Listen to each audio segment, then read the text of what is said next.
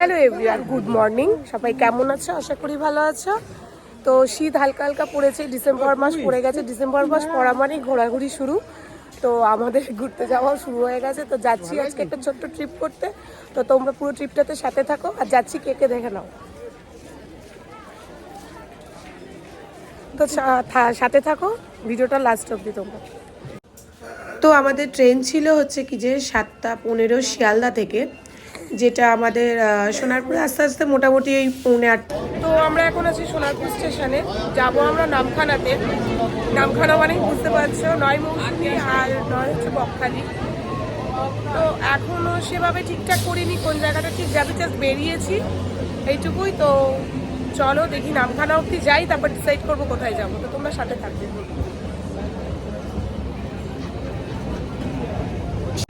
তো যেহেতু local train, এখানে কোনো রিজার্ভেশনের ব্যবস্থা নেই, তো প্রচুর ভিড় ছিল। আমরা বসার সিট তো পাইনি, পেয়েছি লক্ষ্মীকান্তপুর থেকে। তারপরে উঠে আমরা ব্রেকফাস্ট করলাম আর কি, ভালোই পেলাম। সেটা হচ্ছে ব্রেড, তারপর হচ্ছে জয়নগরের মোয়া, ঘুগনি, তারপরে ডিম, সব রকমই পেলাম আর কি। তো আমাদের ব্রেকফাস্টটা বেশ ট্রেনের মধ্যে জমেই গেছিলো। আর যেখানে আমাদের টিম থাকে সেখানে তো মজা হুল্লোড় হবেই, সেটা তো বলার কথা নয়।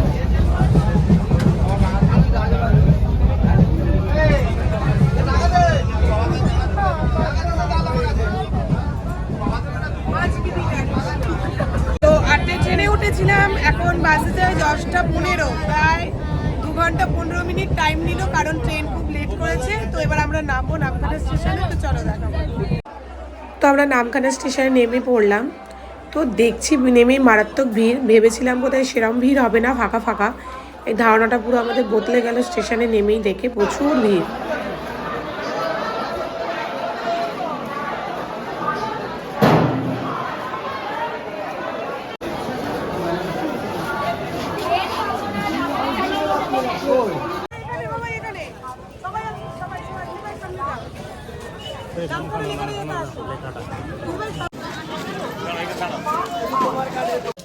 তো আমরা সবাই মিলে ডিসাইড করলাম যে বকখালিই যাব, কারণ ওখানে অনেকগুলো ঘোরার স্পট আছে। মৌসুমীতে তেমন কিছু ঘোরার স্পট নেই, জাস্ট ওই আইল্যান্ডটাই যা আছে।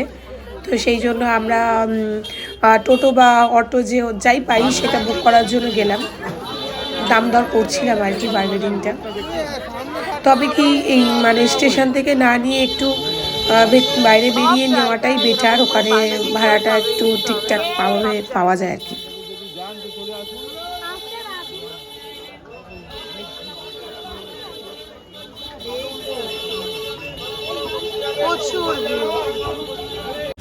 তো আমি বলবো গাইস, মানে স্টেশন থেকে গাড়ি না ধরে একটু হেঁটে গিয়ে এগিয়ে ধরাটাই বেটার। ওখান থেকে মোটামুটি ভাড়াটা ঠিকঠাক পাওয়া যায়। তো সেই কারণে আমরা এগিয়ে যাচ্ছি ওখান থেকেই গাড়িটা ধরার জন্য। তো চলো তোমরা সাথে থাকো।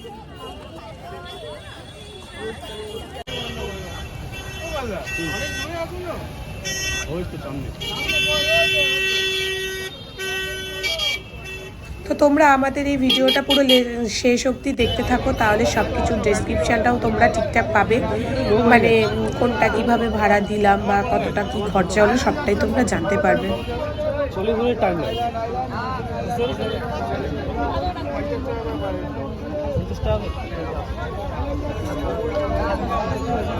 কত করে?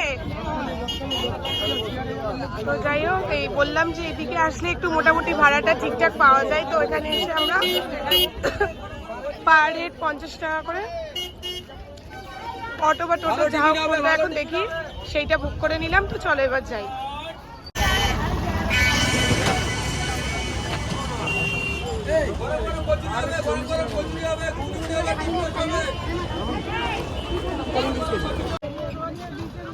হ্যাঁ,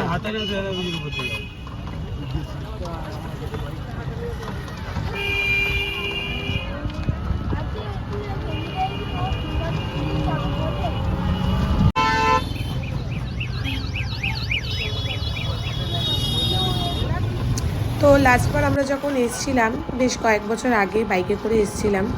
তো সেই স্মৃতিগুলো আমাদের মাথায় আর কি চলে এলো। তখন আর কি ইউটিউব মানে বা ভিডিও টিডিও ছিল না যে সেগুলোকে ক্যামেরা বন্দি করে রাখবো। জাস্ট স্মৃতিগুলোই রয়ে গেছে আমাদের মাথায়, সেগুলোই মনে পড়লো। আর খুব বেশ তখনও খুব খুব মজা করেছিলাম। আবার এবারেও এসেছি, জানি না কতটা কি মজা করতে পারবো, তবে যতটা করব তোমাদের সাথে ততটাই তুলে ধরবো। আর এইটা হচ্ছে হাটানিয়া দোয়ানিয়া ব্রিজ। যারা এসছো জানো, আর যারা আসুনি তারা জেনে নাও যে ব্রিজটা সত্যি খুব সুন্দর।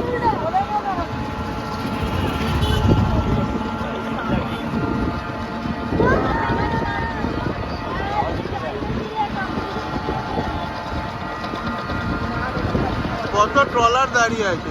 আর তোমাদের বলে রাখি যে মানে স্টেশনের বাইরে থেকে আমরা টোটো ধরলাম, সেইটা থেকে মানে সেই টোটো আসতে না মানে বকখালি বিচ অবধি, মানে আমাদের হোটেল অবধি 45 মিনিট টাইম নিয়েছিল।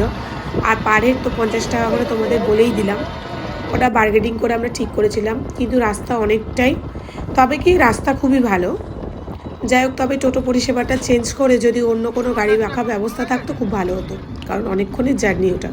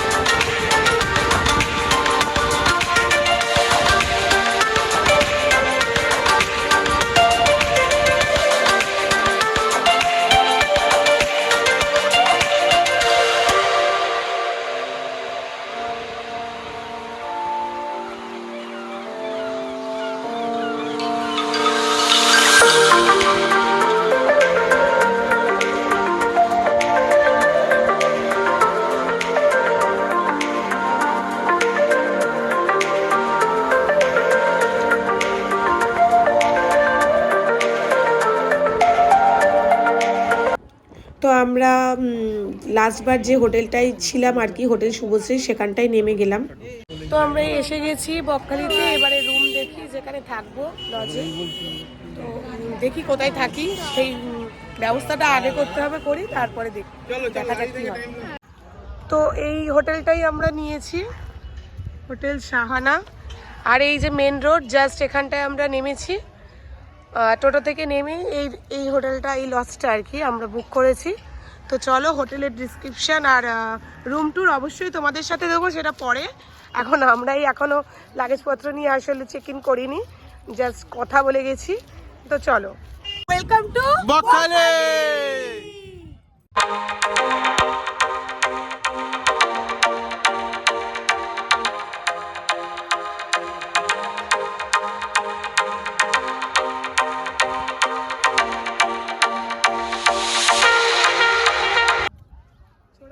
জলের সন্ধানে বেরিয়েছি। জলটা কত, বকখালি এসে জলের খোঁজে বেরিয়েছি।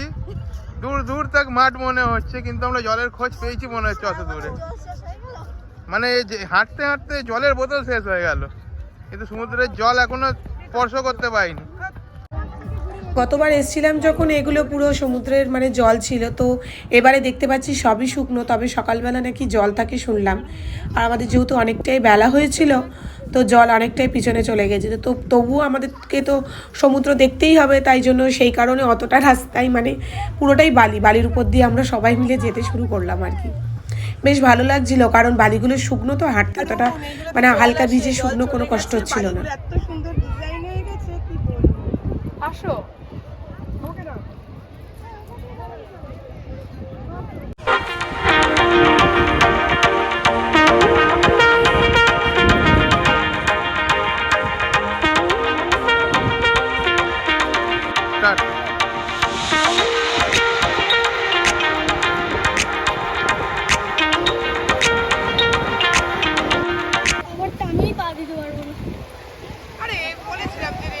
প্রথমটাই ভাবছিলাম যে জলে পা ধোবো না, বুট পরে এসেছি, পরে আসবো।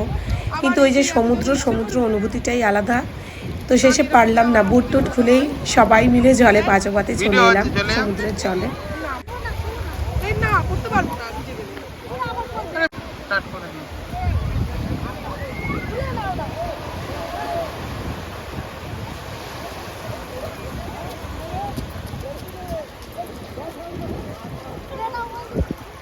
এইটা সামনে দিয়ে কথা দেয়। এরপর আমরা সবাই মিলে ফুচকা খেলাম। সে ফুচকাটা সত্যি কথা বলতে টেস্টটা ব্যাপক ছিল, এত সুন্দর টক জলটা বানিয়েছিল। এরপর খেলাম আমরা আইসক্রিম। ঘুরতে এসেছি, খাওয়া দাওয়া তো চাই। জেম্মাকেই দেখা যাচ্ছে না। কই পেছনে ফেলে দিচ্ছিস তোরা? আইসক্রিম? এখানে খুব গরম। তো গাইজ আমরা রুমে এসে ফ্রেশ হয়ে নিয়েছি সবাই। এখন প্রায় 2:45 বাজে। তো এবারে খেতে হবে, খিদে পেয়ে গেছে। তো চলো এবারে গিয়ে আমরা লাঞ্চটা করি, করে তারপর সাইট সিনে বেরোবো আর কি, সরি। তো তোমাদের সাথে সবটাই শেয়ার করবো, তো তোমরা দেখতে থাকো। ও হ্যাঁ, সরি, এই ব্লগটা যেহেতু অনেকটা বড় হয়ে যাবে, তো এই ব্লগটা এখানেই শেষ করে দিচ্ছি। আর সাইট সিনের যে ব্লগ, তো ওটা হচ্ছে নেক্সট পার্টে আসছে আর কি। তোমরা ওই ব্লগটাতেও সাথে থেকো, ঠিক আছে? তো এখনের মতো টাটা।